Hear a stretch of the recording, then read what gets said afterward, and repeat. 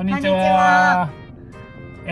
は。僕たちは、今 DIY した自作のキャンピングカーで、日本一周バンライフをしているカップルです。はい。で、ちょうど今まで1年半ぐらいかな、そうだねバンライフをしてんねんけど、実際にその生活費バンライフをする上でかかるお金ってどれぐらいなんかっていうのをちょっと紹介できたらと思って、はい。今日は話したいと思います。はい。みんなが好きなお金の話やね。はい。はい。行ってみましょう。はい。で、今回は、一応、この、同じスタイルで結構旅してる人が多かった、北海道。はい。これにフォーカスして、実際にかかったお金。1ヶ月でバンライフにかかる生活費っていうのと、あとはまるまる北海道を旅して自分たちが使ったお金っていうのを、発表すれば、多少参考にはなるんじゃないかと。そうだね。だいたい車中泊で行く人って、1ヶ月丸々とか2ヶ月丸々とか行く人が、北海道って聖地なのかな分からんけど、すごいたくさん見たから、こういう丸々何ヶ月みたいな単位で行く人の参考になればなと思って、自分たちの場合2ヶ月でいくら使ったっていうのを伝えたいなと思います。はい。はい。じゃあ早速。はい。どうしよっか。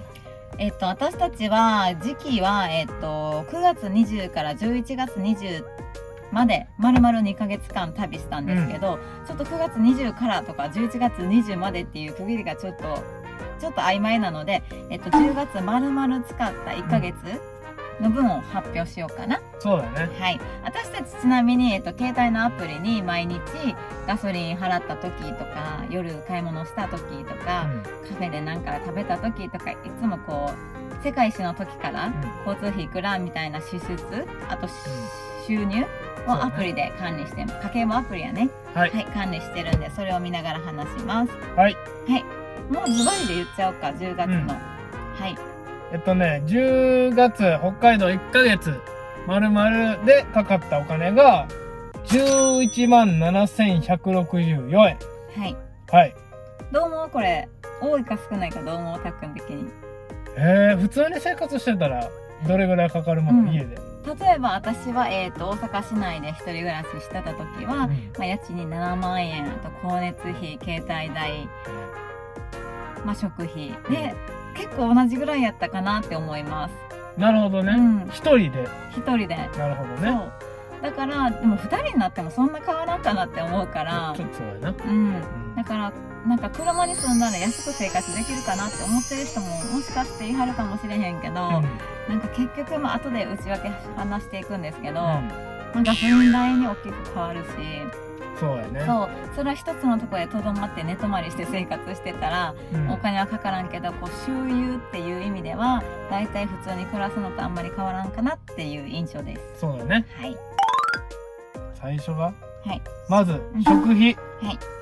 10月丸1ヶ月でかかった食費が38,156円。はい。はい。これも多いか少ないか分からへん。全部多いか少ないか分からへん。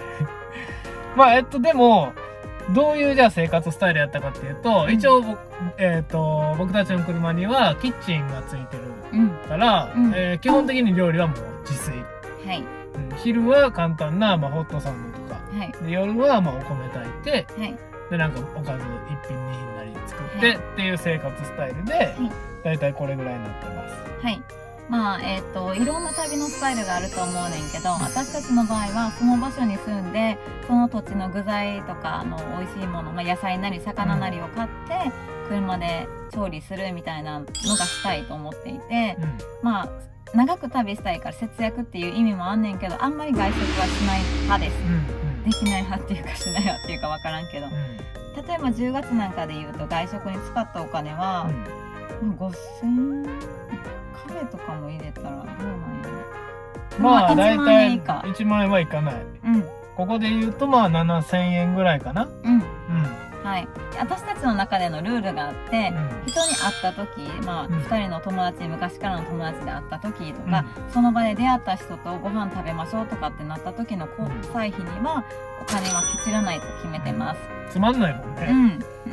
だからその分普段は車の中で節約するように心がけてます。はい、だからその食費が、38,156円です。はい。だからちなみにこれはだから外食も含まれてるってことやね。そう。外食も含まれてるし、北海道でね、ドーンって一回箱でホタテも2箱買ったもん。そんなんも含まれて、大体これぐらいです。はい。で次が日用品。言ったらこうオイルは違うな。歯ブラシとか、化粧水とか歯磨き粉とか。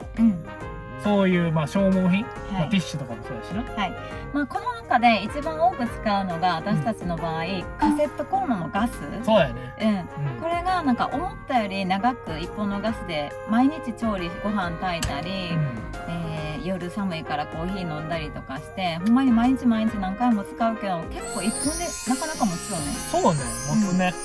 とはいえ月の中でこの月やったら2回買ってるかな。一番こう回転するというか買い足すのはそれかな。そうだね。だからガスの消耗が激しいです。次が、交際費。旅で出会った人とかその現地向かった先のに元々の友達とかのお家にお邪魔させてもらうとかっていう時とか、一緒になんか食べようっていう時にでも使ったお金。そうやね。ちょっと手土産持って行ったりとか、いきなりこう家においでよとか言って泊まらせてもらったり、お世話になった場合に後でちょっとしたものを送らせてもらったりとか、そういうのに使うお金やね、私たちの場合は。が、7,586円。これはね、人によって絶対いるお金でもないからこう参考になるかわからんけど。そうやね。知り合いがおらんくて旅してるだけとかってかからへんかもしれへんし、友達が多いところは当然かかるしとか、これは結構場所によってまちまち。次がこれは私たちの、メモに入ってるのはエンターテイメント代なんですけど、の内訳が、16,184円。でこれに含まれてるのは北海道やったらどこになる？網走刑務所とか、そういう施設、遊園地じゃないけどレジャー施設とかに遊びに行った時のその入場料とかっていうのと、あとは俺の釣り具やんね。釣り道具とかそういう遊びに使ったお金と、でちょっと一個だけ変化球なんがお風呂もここに入ってるっていう。そしたらうまいね。お風呂も一つのアクティビティじゃないけど、そういう感じでこの家計簿の中では一応分類されてるから、お風呂がここに入ってます。お風呂だけで言うと4,060円、1ヶ月で4,060円使ってます。無料の温泉とかも結構あったからね、北海道の場合は。あと季節によって夏やったら2日に1回入りたいとか、そういうのがあるかもしれへんけど、北海道の場合は無料の温泉に結構入る機会があったのと、あんまり汗かけへんから4日に1回とかで住んでたことも多かったのと、あとポっていう温泉本体買えば温泉の無料チケットとか半額チケットとかがついてんねんな。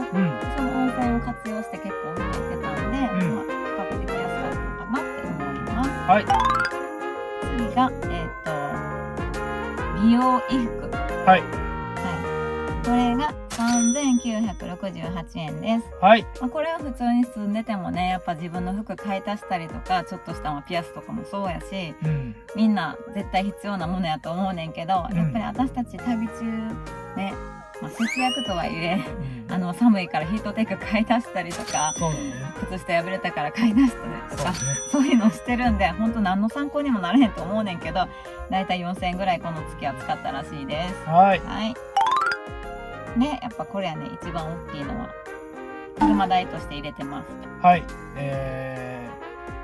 車代。車全体にかかったお金、これは。が48,165円。高いねまあさすがにこれは北海道っていうのがちょっと特殊かなって思うんやけど、この内訳としては、ガソリン、あとオイル交換とかのお金、そうだね、あと駐車場代、って言ってもやっぱ北海道はフリーパーキングとかがいっぱいあるし、道の駅で寝かしてもらったりとかがあるから、駐車場代はこの時はほとんど使ってないね。ほとんど占めてるのがガソリン代です。そう、まあ、この内訳の中で言うと、ガソリン代が36,932円、だからほぼほぼガソリン代やね。はい、でこれ一つ説明しておきたいのが、私たちの車は2005年製のキャラバンを使ってるんですけど、燃費で言うとリッター7、8ぐらいかなって思ってます。そうだね。高速走ったりしたらもちろん全然伸びると思うねんけど、だから北海道の場合は比較的信号も少なかったし、ほぼ高速と変わらへんかな。そうなので、まあ軽バンとかで旅する人とか、あとはもっとキャンピングカーで旅する人とか、ちょっとまた話が変わってくるかもしれへんけど、私たちの場合は1ヶ月北海道回って使ったのはだいたいこれぐらい、36,932円です。ちなみにガソリンはレギュラーです。そうね。ディーゼルとかによったら全然また変わってくるもんね。参考までに。あと北海道はガソリンが安いかな。そうやったっけ？安かった。そうか。こう北から南まで、まあ沖縄行ってないけど、自分の印象では例えば長野県、今やったら大阪が156円ぐらいで入れれるけど、長野県は170円ぐらい。北海道は大阪に近いよね、150何円。そうやね、気持ち高かった気がする、大阪より。いや、一緒ぐらいです安め、日本で言っても安めだと思うから、はい、参考になるかな、分からんけど、はい、そんな感じです。はい、これがだいたい北海道でバンライフして1ヶ月にかかる生活費やったね。だから外食メインでね、せっかく北海道行くならこれがしたいあれがしたい食べたいっていう人はもっとかかるかもしれへんし、そうだね。もう全然食食べれたら何でもいい、カップラーメン毎日それでもいいっていう人はもっと安くつくかもしれへんし、そうね、お酒とか俺たち飲まへんから、お酒飲む人はちょっと高くなるかもしれないし、そう、嗜好品がないからね。はい、117,164円です。はい。でちなみにこれ九州とかもちろんバンライフしながらいろんなところを旅して、大体どこも、これに近い10万円前後、9万の時もあれば11万の時もある、平均したら10万ぐらいかなっていうのが、僕たちの生活スタイルの相場でした。そうね、パッパッパって見ていったらいつも9万円、11万円、13万円みたいな。大体こんな感じです。そうね。エンタメ施設が多いところとか高くなるとか、そういう差かなっていう感じだね。はい。ってな感じで、9月20から11月20までの丸々2ヶ月間、私たちの場合は旅したんですけど、その総額で使った費用が289,940円です。おい、ちょっと高いね。さっきね、1ヶ月117,164円って言ったのに、2ヶ月で289,940円、もう30万円やんってなるかもしれへんねんけど、それが、私たちこっから関西から京都からね、舞鶴ね、舞鶴からフェリーで北海道に小樽入りして、で本州に戻ってくるのがあそこどこだっけ、函館から青森に入ったんですけど、その京都から舞鶴から北海道に行くのフェリーが46,100円で、函館から青森に降りたフェリーが12,900円っていう、この2つが入ってる6万円ぐらいが交通費の、そうね、そこでドーンとかかってるから、でもみんな大体そうやと思うんですよ。どっからスタートするか分からへんけど、どっかからフェリーで行ってか、もしかして下道で上がっていくか分からへんけど、大体これがかかってくるから、参考にはなるかな、分からんけど、はい。